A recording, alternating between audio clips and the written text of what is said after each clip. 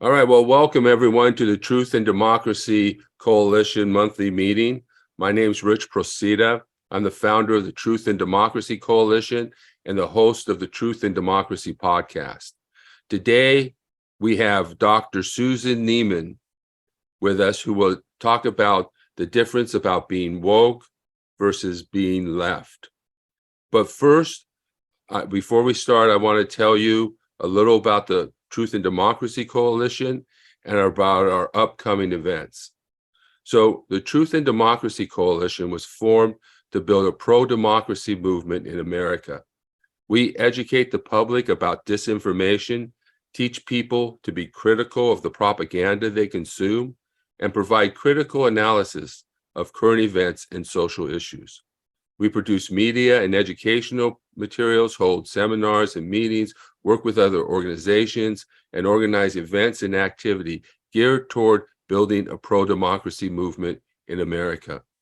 The coalition seeks to build communities of people of different faiths and ideologies to defend and promote democracy locally, nationally, and globally. Then on June 4th, we will start our monthly Red Pill Men's Group. So to register for this nonpartisan men's support group, go to tinyurl.com/redpillmen. Then on July 16th at 2 p.m., we will have our first January 6th Remembrance Event Planning Committee meeting.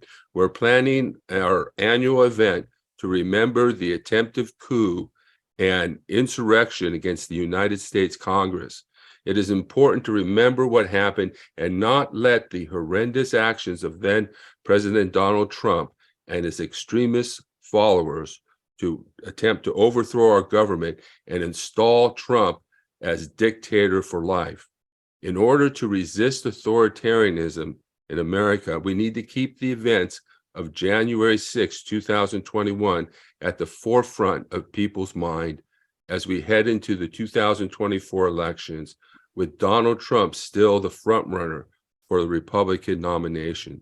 So we're going to be organizing this event in Whittier, and we're going to help other people organize events in their hometowns. So join us on July 16th at 2 p.m. by registering at tinyurl.com/Jan6, that's a 6th, 2024. And then finally, make sure to check out our YouTube page and to subscribe to our YouTube page at youtube.com/@, and that's the @ symbol, Truth and Democracy Coalition. So now let's turn to our discussion with Dr. Neiman. Dr. Neiman is a Harvard-educated American moral philosopher, cultural commentator, and essayist. She has written extensively on the juncture between Enlightenment, moral philosophy, metaphysics, and politics, both for scholarly audiences and the general public. She describes herself as a lifelong leftist and socialist and is an unlikely critic of woke-ism. She argues that the tenets of the woke have become antithetical to the traditional values of the left. Welcome, Dr. Neiman. I'm glad to be here. So I hope I'm not dumping on woke here with this next question. But there is this idea on the left, and it's promoted most vigorously by a man named Javi Lopez, that white people will never support anti-racist policies, that we should model the anti-racist movement on white supremacist movements by promoting racial division, and that all the left has to do is wait for this demographic shift from a white majority nation to a minority majority nation, and that white people will be defeated and a multiracial democracy will take hold. And some have called this wishful thinking, but I think it's incredibly misguided to think that we will win the struggle for justice by fanning the flames of hatred. And whether that hatred is directed at people of color or against white people. And I think one thing I wanted to add is that I think white people are in despair now for a variety of reasons, and particularly about the narratives that are coming out So you write in your book that to suggest that racism has hardly changed in a century dishonors the memory of those who struggled to change it. And when well-meaning liberals claim that racism is not a historically contingent fact, but an inborn flaw, they shift the blame to individuals, usually poor white deplorables, rather than to political systems. And if this is true, shouldn't we be concerned about this anti-white narrative? It isn't anti-racism and wokeism actually anti-white, anti-American, anti-male, anti-Western world, and anti-liberal? Once again, I'm just a bit uncomfortable with the direction that you're trying to lead me into. First of all, happily enough, I don't know. You say Harvey Lopez? Javi Lopez. Javi Lopez. Okay, and I read around an awful lot on this subject, so I've never heard of him. So he's not that famous.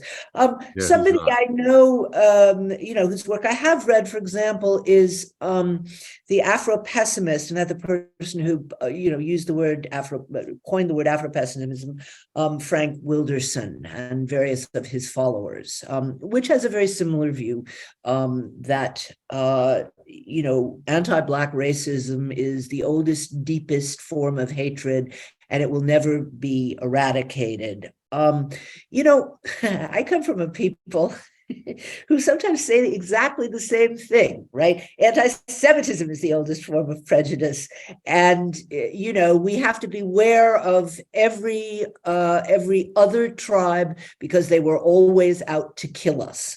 And so, we can, deny civil rights to the Palestinians because everybody who suggests that we should think more about civil rights is anti-Semitic. So I don't hold either of those views because I don't think that people are easily divided into tribes. First of all, the demographic question, that's just demographic determinism. I mean, as I said at the beginning, the idea that Kamala Harris is necessarily going to support Modi, who's a fascist, according to my Indian friends, simply because her mother was from India. All right, that's just the same kind of thing. Actually, the percentage of people that's growing the most in the United States are mixed race children.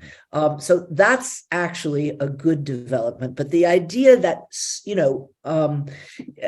white people will never really, fight anti-Black racism. I mean, tell it to John Brown, tell it to Andrew Goodman and Mickey Schwerner, and quite a number of, heroic white people who gave their lives for the fight against racism. Yeah.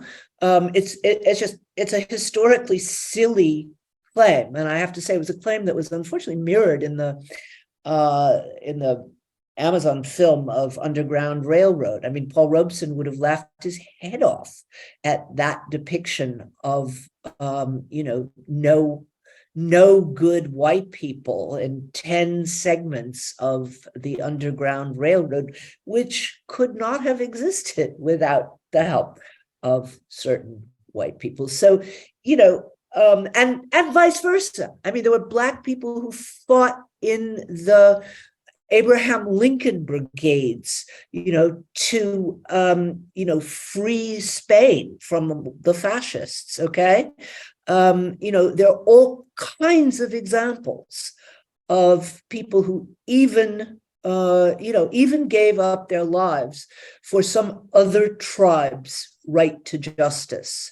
So, you're absolutely right. I think it's very dangerous to go down this road. It's also just historically false. I mean, the other thing that's really interesting to think about is, we have now come to the conclusion that race is a social construct and it has no real basis in biology. Germany right now wants to take the word race out of the Constitution. There's an argument about that. Germany's quite woke at the moment, and it wants to take the word, we don't discriminate against race, creed, et cetera, but they think they're going to stop racism by taking the word out. But okay, it's a little silly. But we know that it's constructed. We know that it changes. In the 19th century, neither Jews nor Italians nor Irish people were considered to be white. I mean, you can find signs still on the internet. No dogs, no obscene word for a person of color, no Irish, no Jews. Okay, so our conceptions of race are constructed, they change. I don't know what we're going to, how we're going to look at it 50 years from now. I won't be around 50 years from now.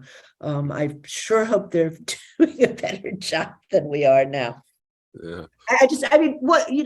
One of the points that I do make in my book is that we all have lots of identities that are terribly important to us and important at different stages of our lives, and to reduce all of our identities to two, and indeed, race and gender, and indeed to the two over which we have the least agency, is an impoverished view of human being.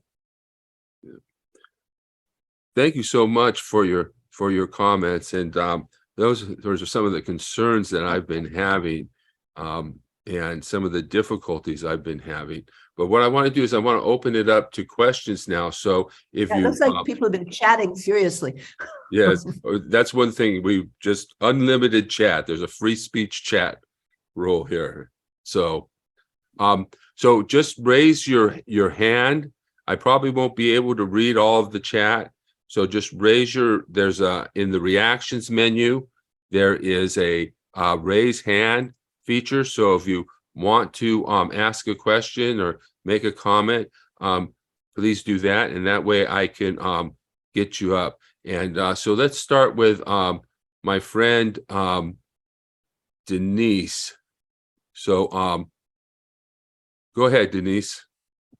Hi, I was just wondering what the actual definition of woke is and how it came about in the past and currently, because I wasn't familiar with it before. Before tonight? No, before recently, because you hear about it now politically, but I wasn't aware of it before the last year or so.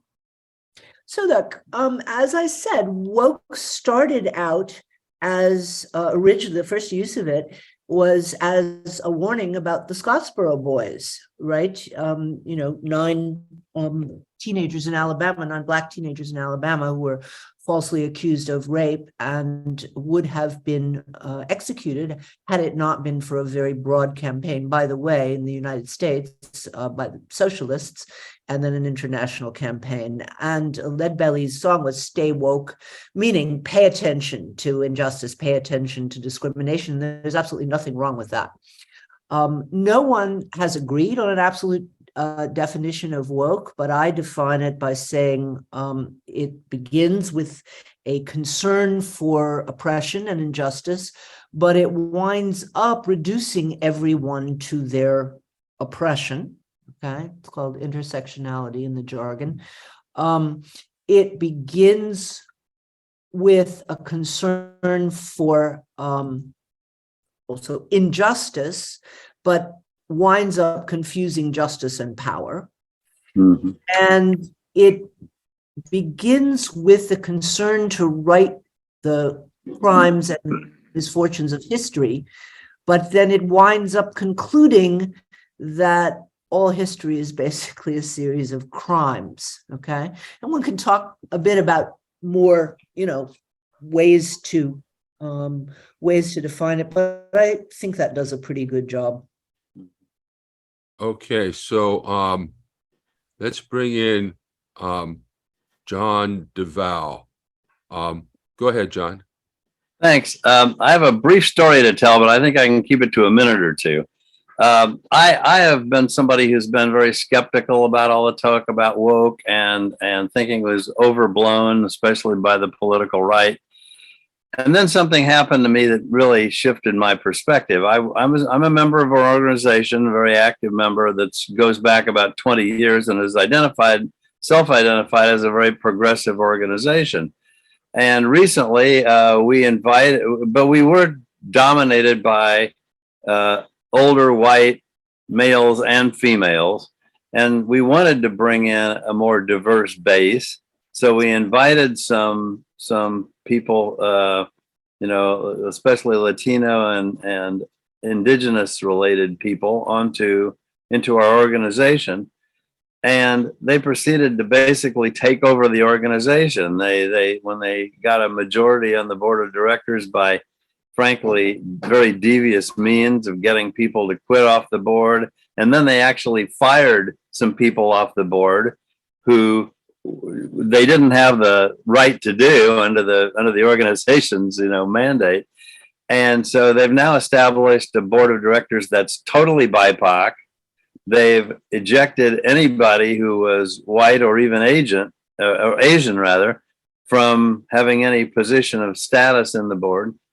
And they've alienated basically all of the people who founded this organization over the last 2 decades. So this is the sort of thing that I think of when I think of the excesses of woke. Well, I know what you're talking about, but honestly, I have seen this in cultural organizations, in publishing houses, in, museums and theaters, and it's actually not people of color who are leading those charges. It is, a lot of white people with a certain amount of guilt, some of it perhaps justified, who are shouting the loudest. It's interesting. I can tell another story. I want to listen to other people, but my daughter got accused early on during Black Lives Matter, when actually what she wanted to do, and she didn't even know she was doing it, was to reproduce Freedom Summer. If you remember, anybody here, Freedom Summer was when the great community organizer Bob Moses, who also began his life as a philosopher, was discouraged by the fact that his campaign to register voters in Mississippi was only resulting in Black voters being murdered. And the thought was that if you got white people, 1,000 white students to come down to Mississippi, people would be more disinclined to murder them. So you put white students in the front. In fact, the Klan was not afraid to murder. They did murder 2 white people, but, it went on. And my daughter's idea was that white people, this is at a time when more Black people are being arrested, and the jails are hotbeds of COVID. And her idea was, well, if white people went out in front and knelt on the street, they'd be, first of all, less likely to be arrested, and secondly, less likely to be jailed. So I thought it was great. She was getting organized. Her white friends said, you have a white savior complex. This is not something you should do. And they really gave her a hard time. So much that, she was quite upset about it. Her Black friends, when she told them, I said, what are you talking about? It's a good idea. It's not a racist idea. So I just want to make it clear that, people of color are by no means have unified positions on these issues at all. I have lots of friends who are extremely discouraged and dismayed with some of these discussions. I'm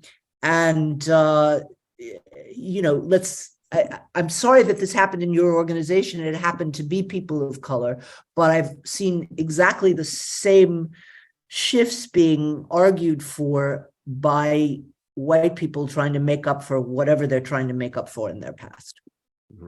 Thank you. Parent pasts. Thank you, John. Let's bring in Professor Joseph Dowd.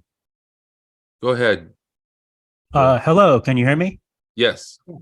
Okay. Well, thanks for having this event. I actually have 3 questions and I'm worried about time. So it's fine if you don't get to all of them. And these are somewhat esoteric, I guess, relative to other questions that might be asked, but I'm another philosopher, so that might explain it. Okay. First question. You turn on your camera? No, I don't have a camera. Okay. Yes, my camera broke in order to enhance my attractiveness. Anyway, so first question, you're a social democrat and call yourself a socialist, and you've explained why you do so. I have no problem with that. But do you think it can be useful to distinguish social democracy from socialism? So that's the first question. I know that's kind of not that relevant to our topic. Second question, do you think that woke, as you define it, might just be a passing fad? I mean, people used to say that something called postmodernism was taking over left-wing academia. Now, I've never been sure what postmodernism was supposed to be. As I'm sure you know, most thinkers who were labeled postmodernists didn't use the term themselves. But as far as I can tell, postmodernism was supposed to have something to do with relativism.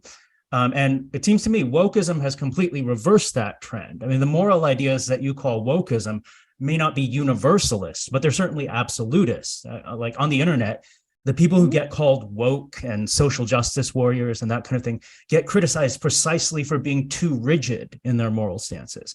And if relativism has come and gone among left-wing academics, then shouldn't we expect wokeism to come and go among left-wing activists? And finally, my third question is, you briefly mentioned intersectionality. Do you think that there can be value to the concept of intersectionality if we simply define it as the idea that a person's disadvantages result from a kind of complex interaction of factors, and you can't, for example, explain the disadvantages that a Black woman experiences by adding up the disadvantages associated with racism and the disadvantages associated with sexism? Okay, 3 good questions. Let me try and answer them briefly. I would love to have, an international interesting discussion about the difference between social democracy and socialism. I actually don't think there's a huge difference. We did not have a conversation. And I'm now speaking internationally, and I've had a lot of people confirm this, in 1991, after the collapse of state socialism in the Soviet Union, there was never an international conversation. Where did it go wrong? What happened? What other forms of socialism might there be? It just didn't happen. Everybody most people keeled over and said, I guess it's the end of history and there's no alternative to what we now have. So I'd love to open up a conversation about different varieties of socialism. But until that conversation takes place, I'm going to keep using the word socialism, even though I work with the Social Democratic Party. I mean, they consider themselves to be socialists. They are in some sense. And I'm going to continue using it, particularly, with audiences in America who have all of the awful associations with the word socialism that Rich was pointing out in the beginning. I want to bring us back some awareness of a great American tradition. If everybody's got Spotify, I highly recommend an album to you called That's Why We're Marching. And it's got Woody Guthrie and Josh White and Pete Seeger and Sonny Terry and Brownie McGee. And you get a little history of the American socialist movement from about, mid 30s to mid 40s in a very American idiom. You learn a lot from that. Okay. Did postmodernism come and go? Oh, no. Postmodernism morphed into postcolonialism and woke. So you're absolutely right. There's a distinction between, the woke are certainly very absolutist and they're absolutely sure of themselves. But that does not mean that they're not relativists. Because as I show in the book, and this is more than I have time to go into, it's a set of theories. I mean, Michel Foucault, of course, he wouldn't do anything so vulgar as to actually say I'm a postmodernist, but it's completely postmodern, the most read theorist in postcolonial theory, and very much so. So they have not come and gone, and I do think it's a problematic trend, especially because I see it happening so much in Europe. It started in American universities, but it's creeping all over the world. Intersectionality. There's a simple truth, yes, that there's something different about the intersection, say, of racism and sexism. Okay, no, I mean, that's a simple truth that I wouldn't disagree with. What bothers me is the way that talk of intersectionality often reduces people to their oppression. I would like an intersectionality that talks about the ways in which all of us have many more than one identity. And they range from, I mean, our first identity is child, it's helpless child, and at certain points when, if we decide to have children when they're young, our main identity is, oh my God, I'm a parent. How am I going to, keep it all together? We identify with our political convictions that are deeply important to us. People who are musicians are always musicians, etc.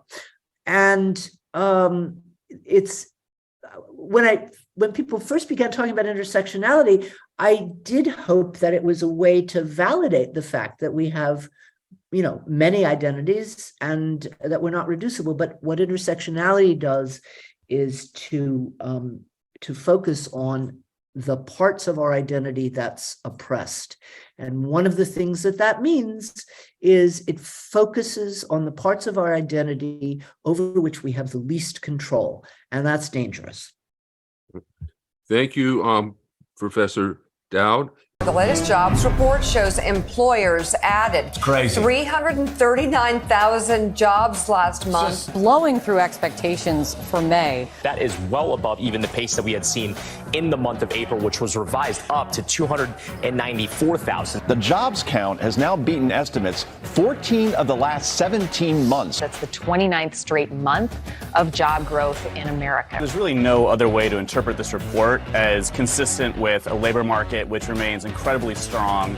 It remains just red hot. It's a great time to be a worker. This is the kind of report that will likely trigger Joe Biden to take a victory lap. So we've been averaging, get this, 341,000 jobs every single month for the last 12 months. It's a pretty startling number. Put simply, I would argue the Biden economic plan is working.